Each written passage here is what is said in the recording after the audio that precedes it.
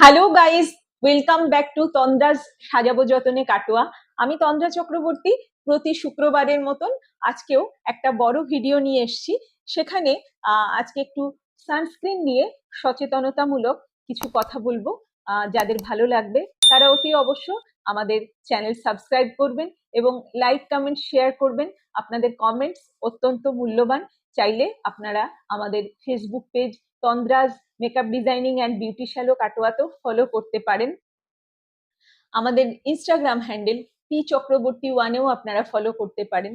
আর প্রত্যেক ভিডিওর নিচে আমাদের ওয়েবসাইটের লিংক দেওয়া থাকে, ক্লিক করলে আপনারা কিন্তু আমাদের বিশদে জানতে পারেন। প্রায়শই আমার কাছে অনেকে ফোন করে জানতে চান, একটা সানস্ক্রিন বলুন, সাজেস্ট করুন কি ধরনের সানস্ক্রিন কিনবো।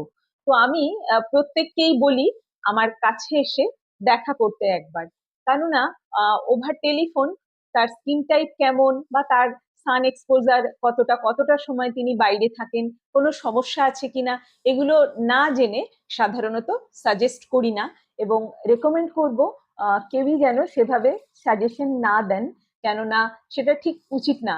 আমি যতটা শিখেছি, সানস্ক্রিন কিন্তু চুজ করতে হয় স্কিন কন্ডিশন, স্কিন টাইপ এবং স্কিন কতটা প্রতিদিন সূর্যের আলোয় থাকে, মানে তার সান এক্সপোজার কতটা, এগুলোর কনসালটেন্সি করার পরেই কিন্তু সানস্ক্রিন সাজেস্ট করা উচিত।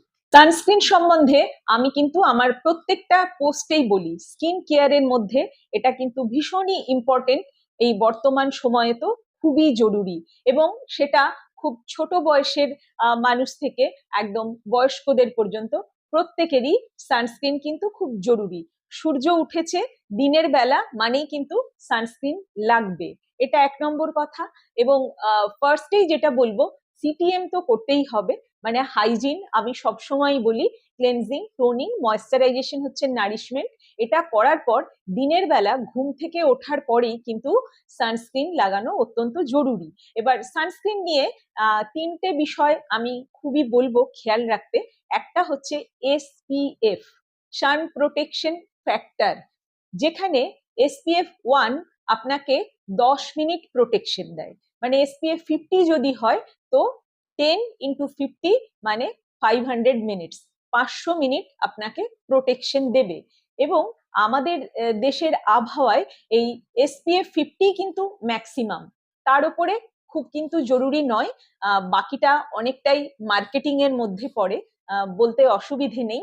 কেননা SPF 50 আমরা যদি ইউজ করি আর খুব বেশি যদি আমরা ঘামি বা অনেকক্ষণ আমাদের বাইরে থাকতে হয়, তো আমরা রিঅ্যাপ্লাই করলেই চলবে। সেক্ষেত্রে ফেস ওয়াশ করে বা ওয়েট টিস্যু দিয়ে খুব ভালো করে মুছে আমরা রিঅ্যাপ্লাই করতে পারি। তারপরেও রিঅ্যাপ্লাই নিয়ে আরো একটা কথা বলবো, এটা মাথায় রাখলেন তাহলে এক নম্বর।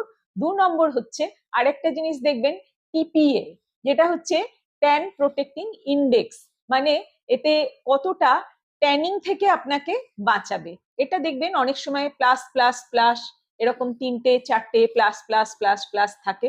ওই 4টে প্লাস প্লাস প্লাস প্লাসই কিন্তু ম্যাক্সিমাম, যে এটা কিন্তু আপনাকে ট্যান প্রোটেকশন করতে সাহায্য করবে, মানে ওই যে ট্যান পড়ে যাওয়া, কালো হয়ে যাওয়া থেকে রক্ষা করবে। আর 3 নম্বর হচ্ছে IR প্রোটেকশন। IR হচ্ছে ইনফ্রারেড প্রোটেকশন। এটা তাদের জন্যই খুব জরুরি যাদের হিট, ইনফ্রারেড হচ্ছে একটা স্পেকট্রাম, হ্যাঁ, তো যাদের ওই হিটে গেলে স্কিন লাল হয়ে যায়, র্যাশেস হয়, acne prone, pimple prone, sensitivity আছে, তাদের কিন্তু খুব ভালো হয় তারা যদি IR+ সানস্ক্রিন ইউজ করতে পারেন। তাহলে আমরা SPF, TPA, IR যাদের দরকার হবে তারা এগুলো কিন্তু এই 3 রকম দেখে আপনারা চুজ করতে পারেন। এবার হচ্ছে স্কিন টাইপ। সানস্ক্রিন কিন্তু স্কিন টাইপের ওপরেও নির্ভর করে, ড্রাই নাকি অয়েলি নাকি সেন্সিটিভ। এবার এজিং এর সঙ্গে সঙ্গে আমাদের অনেকেরই স্কিন কিন্তু ড্রাই এর দিকে চলে যায়। তাছাড়াও কম বয়সেও অনেকের স্কিন ড্রাই থাকে, আবার কম বেশি যে কোনো বয়সেই কিন্তু স্কিন সেন্সিটিভও থাকে। তাহলে সানস্ক্রিন কেনার সময় আমরা কিন্তু এগুলোও মাথায় রাখবো। আরো একটা জিনিস দেখবেন, এখন প্রচুর ফর্মে সানস্ক্রিন আসে, মানে বিভিন্ন ধরনের বেশ যেটাকে বলে, কোনোটা হচ্ছে লিকুইড, কোনোটা ক্রিমি, কোনোটা সিলিকন বেশ, কোনোটা স্প্রে ফর্মে আছে, কোনোটা জেল বেশ, কোনোটা স্টিক ফর্মে আছে, কোনোটা পাউডার ফর্মেও আছে। এবার যে যেটাতে কমফোর্টেবল, কারুর হয়তো খুব স্টিকি হলে ভালো লাগে না, কারুর হয়তো একটুখানি কেকি হলে ভালো লাগে না, আবার কারুর খুব স্মুথ সিলিকনের মতন সেটা পছন্দ হয়। তো এগুলো একটুখানি আপনারা যাচাই করে নেবেন কোনটা কোন ফর্মে আছে।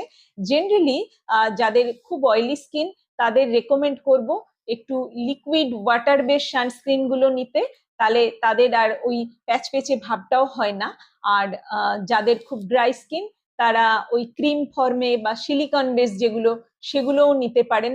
আর যারা খুব বেশি ক্ষণ ধরে সূর্যের আলোয় থাকেন বা অনেকে সি বিচে বেড়াতে গেছেন, তখন রেকমেন্ড করব সানস্ক্রিন ডাবল প্রোটেকশন নিন।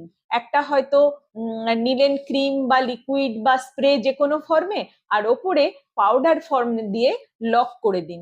ডাবল প্রোটেকশন নিলেও কিন্তু আপনার স্কিন অনেক ভালো থাকবে।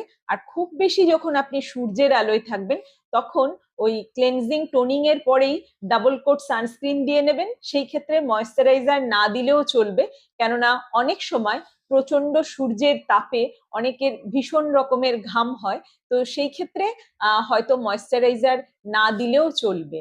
এগুলো মাথায় রাখবেন।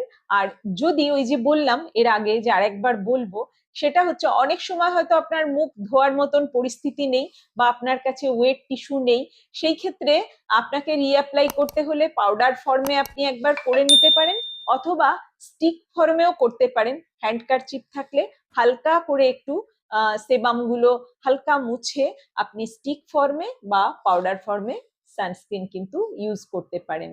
তো এইগুলো প্রত্যেকটাই ফর্ম, স্কিন টাইপ এবং যে যেটাতে কমফোর্টেবল তিনি সেইভাবে ইউজ করবেন। সানস্ক্রিন কেনার সময় আপনারা কিন্তু কোনো ডার্মাটোলজিস্ট বা কোনো সার্টিফাইড আমাদের মতন এস্থেটিশিয়ান বা বিউটিশিয়ানের পরামর্শ নিতে পারেন। আর কি কোন সাইট থেকে কিনছেন, যদি অনলাইনে কেনেন এবং কাদের পরামর্শে কিনছেন, এগুলো কিন্তু নিজেদেরকেই একটু ভালোভাবে ভেবে চিনতে কিনতে হবে। আজকাল কিন্তু চারিদিকে নানান রকম ফাঁদ পাতা রয়েছে, ফাঁদে পা দেওয়ার আগে 10 বার ভাববেন যে কিভাবে এগুলোকে কেনা যায় এবং কিভাবে সেটা স্কিন ফ্রেন্ডলি হয়। একটা সানস্ক্রিন ইউজ করতে হয় বলেই করছি এটা যেন করবেন না। একদম খেয়াল রাখবেন সেটা যেন আপনার স্কিন উপযোগী হয় এবং তাতে করে আপনার যেটা ডিজায়ার, মানে আপনি যেটা চাইছেন আপনার স্কিন ভালো থাকুক, ট্যান থেকে মুক্তি পাক, অনেক সুন্দর থাকুক, সেটা যেন হয় নিজেরাই লক্ষ্য করবেন। তো আজকে আপনাদের এই সানস্ক্রিন নিয়ে আলোচনা কেমন লাগলো জানাতে ভুলবেন না। যদি ভালো লাগে অতি অবশ্যই লাইক, কমেন্ট, শেয়ার করে আমাদের সঙ্গে থাকবেন। আপনাদের কমেন্টস অত্যন্ত মূল্যবান। সবাই খুব ভালো থাকবেন। আপাতত আজকের মতন চলি, টাটা।